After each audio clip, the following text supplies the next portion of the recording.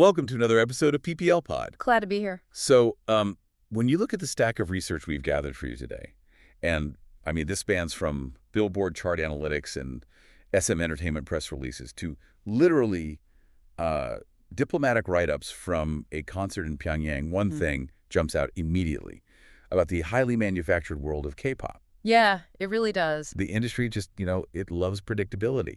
Historically, girl groups are forced into one of two very neat, hermetically sealed boxes. Right, exactly. You are either the cute and pure group singing these bright songs in pastel outfits, or you are the edgy and sexy group giving the camera a fierce glare. It's binary, it's clean, it tells the consumer exactly what they are buying into. It's a proven, risk-averse formula. You pick a lane and you just stay in it to build a highly targeted brand that investors can rely on. Right. But then you step into the world of a group called Red Velvet, and suddenly those neat little boxes are just, well, they're crushed into dust. Completely obliterated. Yeah. We're looking at a pop group explicitly designed to be a living contradiction. Today, we're taking a deep dive into a South Korean quintet that has survived and thrived for over a decade in an industry notorious for, burning people out in 3 years. Oh, for sure. 3 years is the standard shelf life. And they didn't do it by playing it safe, right? They did it by giving their listeners constant intentional whiplash. It is the absolute definition of a conceptual high-wire act. And our mission for this deep dive is to explore the underlying mechanics of how this group was built. Yeah, the literal construction of it. Exactly. We are going to look at the precise A&R strategies that allow them to conquer charts from Seoul to Chicago, the cultural gravity that led to them performing for Kim Jong-un in North Korea, and how this unique dual identity completely reshaped the landscape of modern pop music. To really grasp what makes Red Velvet such an anomaly, we have to start at the factory where they're built. We're talking about SM Entertainment, which is this absolute titan of a label in South Korea. The sources highlight the members, Irene, Solgi, Wendy, and Joy, and detail the grueling K-pop trainee system they went through. It's intense. This isn't like a Western band organically forming in a garage. These companies hold massive global auditions, casting a wide net for raw talent that they can train for years. For instance, Solgi was cast all the way back in 2007. Right. Irene in 2009. Wendy and Joy were cast in 2012 through global auditions in Canada and Seoul. The time frame there is really crucial.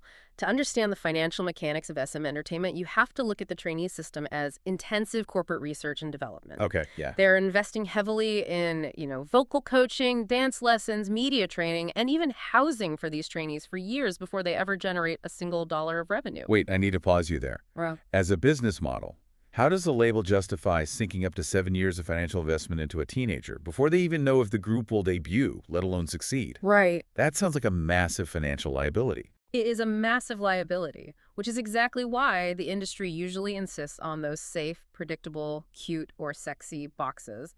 They need a guaranteed return on investment. Oh, that makes sense. Yeah. SM Entertainment introduced some of these trainees through a pre-debut team called SM Rookies to start mitigating that risk by building early public interest. But the real structural genius wasn't just the talent they assembled. Right. It was the concept. It was conceptual framework they built around them. The name Red Velvet isn't just a catchy moniker. It is a literal blueprint that dictates their musical style, their A&R direction, and their public image. And this is the core tension of the whole show. Let's break down this duality. On one side, you have the red. The red, yeah. This is the bubbly, vibrant, highly energetic side. It heavily leans into upbeat electropop and dance pop. Visually, they represent the red side with wildly quirky, saturated outfits. Think pastel sweaters or, at one point, literal red doll costumes. No, the velvet side. This is their mature, elegant, sophisticated persona. Complete 180. Oh, totally. It draws heavily on 90s-influenced R&B, hip-hop, and lush, complex ballads. Visually, the velvet side is represented by sharp, tailored suits, darker aesthetics, and a much more sultry, mysterious atmosphere. It's essentially real-time A/B testing on a massive scale. If the market is fatigued by bright pop, SM Entertainment doesn't need to debut a whole new group, right? They just flip the switch to Velvet. Exactly. They built an internal hedge fund against changing pop trends. But honestly, doesn't this constant switching back and forth risk alienating a fan base? I mean, if I buy a ticket because I love upbeat electropop and the next album is a slow 90s R&B jam, one, I feel like bait and switch. What's fascinating here is that the psychological mechanism worked in reverse. Rather than alienating fans, this versatility built a completely unique, fiercely loyal demographic. Oh, really? Yeah, when they debuted, most K-pop girl groups catered very heavily to male audiences, leaning hard into the passive cute or sexy stereotypes to satisfy a specific gaze. Right, the typical industry standard. Right. Exactly. Red Velvet, by breaking those rules and being so musically complex, attracted a massive fan base of young women. Ah, so they were giving young women a group that was dynamic and multifaceted. They weren't just objects to be looked at. Right. They were subjects with complex tastes. Publications like Days Digital explicitly noted how this transformed the passive image of South Korean women in pop culture. That's huge. It is. The fans weren't just there for a visual aesthetic, they were there for the musicality. Red Velvet demanded to be taken seriously as vocalists and performers across multiple demanding genres. So let's look at how this grand experiment actually launches. It's August 2014. The original four-member lineup debuts with a track called Happiness. A classic. And this is undeniably a Red track. It's built on a heavy African tribal beat, really strong aggressive synths, and it's just an explosion of energy. It was a massive introduction that instantly commanded attention. The music video for Happiness racked up 2 million views on YouTube in its first 24 hours. But the launch stumbled right out of the gate. SM Entertainment had to abruptly remove the video from the internet. Yeah, they ran into a controversy over some problematic background images in the video, forcing the label to pull it down, edit it, and re-upload it. Right. That has to be a terrifying moment for a brand new group relying on initial momentum. A misstep like that can easily sink a rookie group. But the strategy of having two identities gave them an immediate pivot. The safety net. Exactly. By October of that same year, just 2 months later, they completely shifted gears to show off their other half. They released their first Velvet track, a song called Be Natural. Which was actually a remake of a 2000 song by an older SM girl group, SES. And here they are, months after doing the tribal pop cheerleader vibe of Happiness, stepping out in sharp, mature suits, delivering a smooth, jazz-infused R&B track. Yeah. The whiplash has officially begun.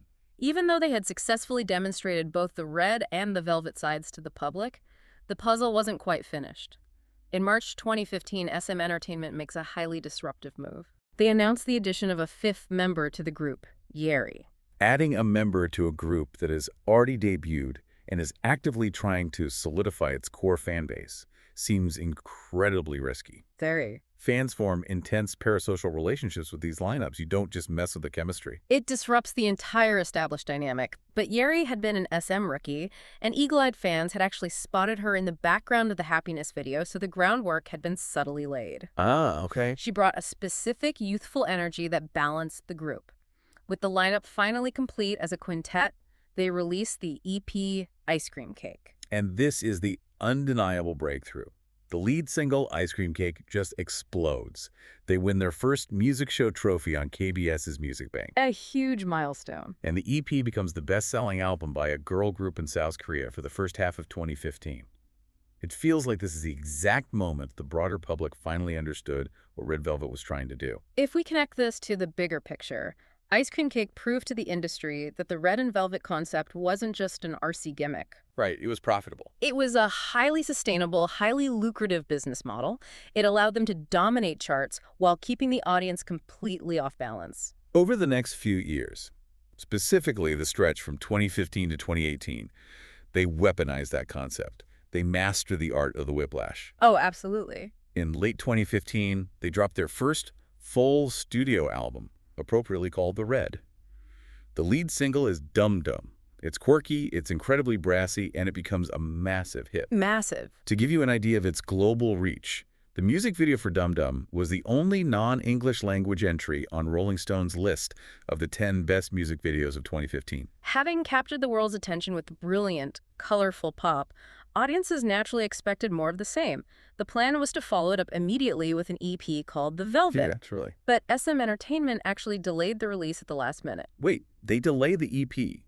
In pop music, where attention spans are microscopic, doesn't delaying release completely kill your momentum? Why risk that? So specifically, the label stated the delay was to guarantee a high quality of work. Oh, wow. They understood that while red tracks can ride on sheer energy, the Velvet side requires absolute vocal precision and lush production. That makes sense. When the Velvet finally dropped in early 2016, led by a smooth, dreamy R&B track called One of These Nights, the delay made sense.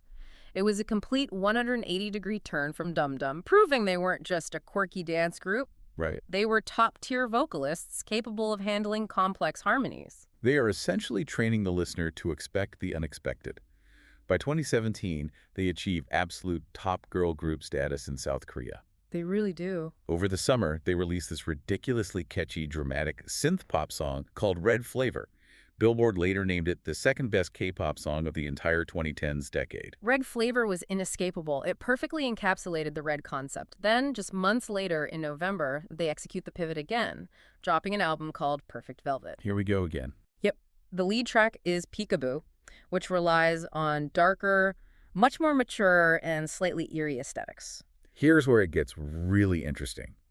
They take that Perfect Velvet album, and in early 2018, they reissue it under the title The Perfect Red Velvet. Yes. And the lead single for this reissue is a heavy hip-hop and R&B track called Bad Boy. Bad Boy is a pivotal moment in their discography. It bridges the gap between their Korean dominance and international appeal. It goes absolutely global. Billboard names it the best K-pop song of the year. It earns them their best U.S. sales week yet and pushes them onto the Canadian Hot 100 chart. Which is incredibly rare. Yeah, they are only the third female K-pop act to ever do that. This raises an important question, though. What happens when a pop group becomes that dominant? They transcend being mere entertainers and become instruments of cultural diplomacy. Because of their undeniable status, Red Velvet is selected for a highly sensitive mission in April 2018. They are sent to perform in Pyongyang, North Korea. Now, we have to look at this purely objectively based on the diplomatic reports we have in sources. Exactly. This was a monumental event. Red Velvet was the first SM entertainment artist to perform in North Korea in 15 years. They were included as part of a wider diplomatic initiative between the North and South. Right, and they performed their massive hits, Red Flavor and Bad Boy, to a North Korean audience. The reports note they earned applause from the North Korean leader, Kim Jong-un. Wow. Following this event, the group actually received a commendation from the South Korean government's Ministry of Culture, Sports, and Tourism for their contribution to spreading pop culture. It is genuinely wild to think about a track called Bad Boy being utilized as an instrument of diplomacy. But that speaks to the sheer gravity of their cultural footprint at that point. It does. And the craziest part is, at the exact same time they are doing this in the East, they're actively breaking ground in the West. Just weeks after Pyongyang, they are holding their first U.S. fan meeting in Chicago. To an audience of 4,000 people. The sources point out this was the first solo performance by a female K-pop group in the U.S. since 2016. How does a group with virtually no all-English tracks penetrate the U.S. market that effectively? It comes back to the Velvet concept. The heavy 90s R&B and hip-hop influence in their Velvet tracks resonated deeply with Western musical sensibilities. Well, that makes perfect sense. They weren't trying to adapt to the U.S. market. They already had a sound that appealed to it. They follow Chicago up in 2019 with a massive North American tour hitting Los Angeles, Dallas, Miami, Chicago, Newark, Toronto, and Vancouver. They even make their way into Hollywood. In 2020, they voiced the K-pop trolls in the animated film Trolls World Tour. I remember that. And their song Russian Roulette is featured in the movie, which went on to break digital streaming records. They are firing on absolutely all cylinders. In late 2019, they released a trilogy of albums called The Re-Festival, culminating in a massive sweeping hit called Psycho. A phenomenal track. It is a masterpiece of their Velvet styling. They seemed untouchable. But the narrative suddenly halts. Right at the height of the Psycho release, tragedy strikes. During rehearsals for a Christmas broadcast in 2019, Wendy suffers a severe stage accident. Oh, no. Now, I want to be careful here, as our sources don't detail the granular specifics of her injuries or the exact medical nature of her recovery. However, the impact on the group is explicitly documented. Right. Wendy's injuries plunged the group's immediate future into total uncertainty. They had just released one of the biggest songs of their career, and suddenly, the machinery stopped. The group went on a year-long hiatus as a five-piece. You can only imagine the human toll of that. Yeah. You've been running at a dead sprint since 2014, and a crucial piece of your dynamic is sidelined by a terrible accident. It's devastating. But, true to their history of adaptation, they found ways to keep the brand alive. They did. During Wendy's recovery, SM Entertainment formed Red Velvet's first subunit, pairing Irene and Solji. They released a very successful EP called Monster in mid-2020. Oh, right. We also saw members begin to launch individual solo careers, maintaining public visibility. It took 8 months for Wendy to partially return. She did a vocal cover project for Bowie's anniversary. But it was a full year before all 5 members performed together again. Yeah, at an online New Year's concert in early 2021. And their true, triumphant return to the music scene as a full group came in August 2021 with a new EP. The title of that EP felt incredibly earned given what they had survived. Queendom. Queendom, yeah. It proved their resilience. They had weathered industry controversies, grueling schedules, and a severe injury, and they came back to claim their crown. Which brings us to their legacy and their modern era. By 2024, the group is celebrating their 10th anniversary with the EP Cosmic. Surviving 10 years in K-pop is an anomaly in itself. It really is unheard of. But in April 2025, there's a massive industry shift. SM Entertainment announces that their exclusive contracts with Wendy and Yeri have ended. In the K-pop industry, when a member leaves the founding agency, it almost universally signals the end of the group. Yeah. Or at least an indefinite, permanent hiatus. Exactly. But in a highly unusual move, Wendy and Yeri decide to remain in Red Velvet and commit to all future group activities, despite leaving the label. How does that even work legally or logistically? It's extremely complicated. You have members at competing agencies. Who pays the styling budget? How are the streaming royalties split?